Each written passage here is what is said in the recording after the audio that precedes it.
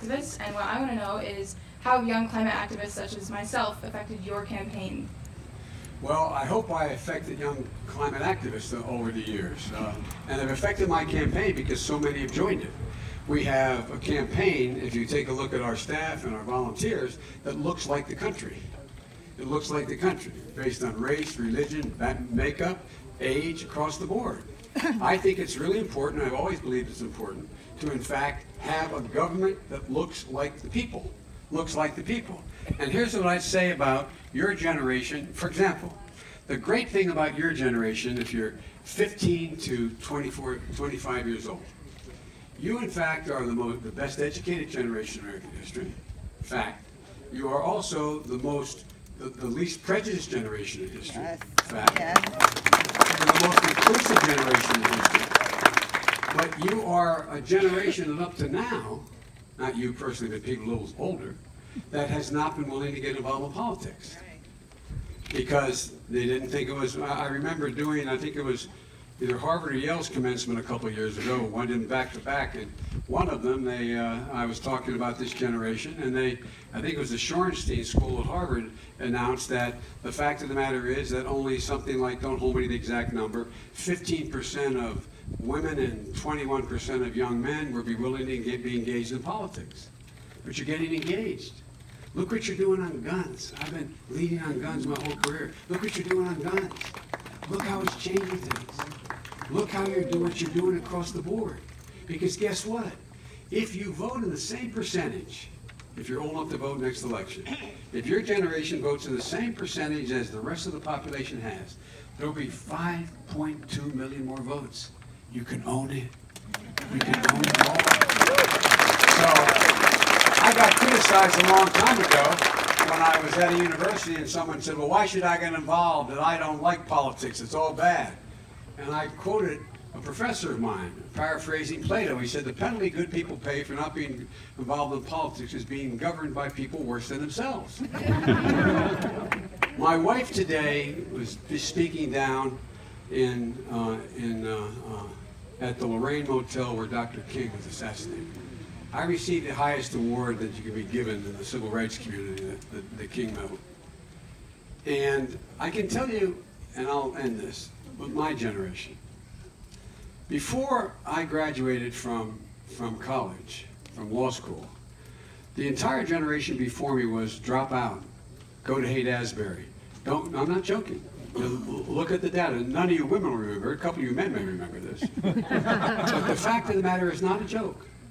Don't trust anybody over 30. Don't get involved. The Vietnam War was raging. The women's movement was just starting. The environmental movement was, in fact, a thing of just a figment of imagination out there. We went on and on and on. But here's what happened. What happened to my generation is what's happened to your generation, kind of in reverse. My generation, my senior year, my last semester in law school, I only had two political heroes. My hero is my dad, but my two political heroes. And they were Dr. King and Bobby Kennedy. Dr. King was assassinated, and he was assassinated the last semester I was there. My city, as I said, ended up being occupied by the National Guard for 10 months because it got burned to the ground, portions of it.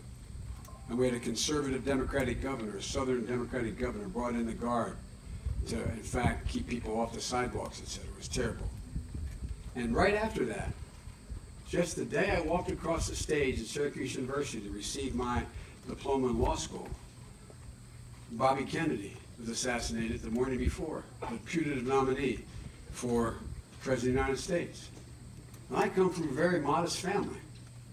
I'm the first United States Senator I ever knew. We didn't know a banker. No, I'm not joking. In my house, we didn't know a banker or a lawyer. I mean, there wasn't anybody, you know, we just normal middle-class family. 3-bedroom house, split level, 4 kids, and a grandpa living with us. And it was fair, it was a decent neighborhood. It wasn't crime-ridden or anything, it was a decent neighborhood. But I didn't know anybody, but I walked across that stage determined I was going to do something. And I ended up getting involved in public life. Not intentionally, I got involved to try to change the Democratic Party, which was a Southern Democratic Party back in the late 60s and 70s.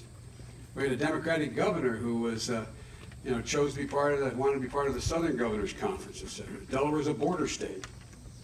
And I got involved, and one thing led to another. I didn't plan on running. I joined a group to try to reform the Democratic Party, try to get people to run for office. And next thing I know, they came to me and said, why don't you run? I got a guarantee I couldn't win, so I ran.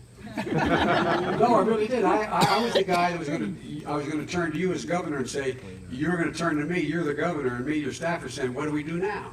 That's what I thought my role was going to be. I loved reading these biographies, how I knew I was going to run for president. It was inevitable. I mean, I don't know, man. But here's the deal. Look what's happened to your generation. But for this president, I wonder how many of you be engaged.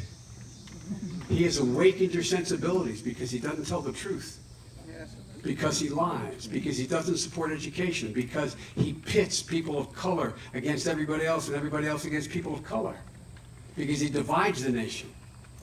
And thank God your generation is stepping up. My granddaughters, the day after he was elected, 2 of them were in Washington, they were in the Women's March. They're in high school. They were down. I didn't call me. They were in the Women's March. My grandkids are deeply involved. I've got 4 incredible granddaughters and a grandson. And they're engaged, not because of me. They got engaged without my saying anything. So my point is, folks, sometimes my mother used to say, and it really bothered me, especially after when bad things happened to me in my life with my family, she said, Joey, out of everything bad, something good will come if you look hard enough for it. I thought it was hard. I thought it was cruel when she said that. But the truth is that is actually what happened. And out of something very bad, I think what's happened in this administration, he has energized an entire generation and an entire American public to say, enough, enough, enough. I need you, we need you back. Thank you. Ladies and gentlemen, Vice President Joe Biden.